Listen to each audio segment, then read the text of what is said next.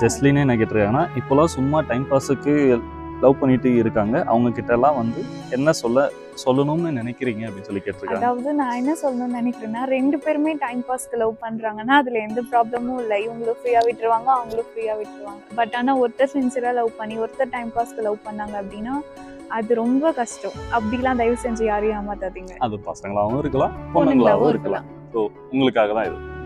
Jesline எதாவது கேட்டிருக்காங்க, how many years of love உங்க பேரண்ட்ஸை கன்வின்ஸ் பண்றது கஷ்டமா இருந்துச்சா? ஹவு மெனி இயர்ஸ் ஆஃப் லவ்னா அது போகும். அதெல்லாம் வந்து நான் சொல்றேன், அதுதான் சொல்றேன் இல்லையா, நான் தனியா அதுக்குன்னு ஒரு விளாக் எடுத்து செய்ய போறேன். அந்த விளாக்ல நான் மொத்தமாக கலக்கிறேன். ஓகேவா? அடுத்து பாத்தீங்க பேரண்ட்ஸை கன்வின்ஸ் பண்ண ரொம்பவே கஷ்டப்பட்டேன். ஐயோ, அதெல்லாம் ஏகப்பட்ட ட்விஸ்ட்.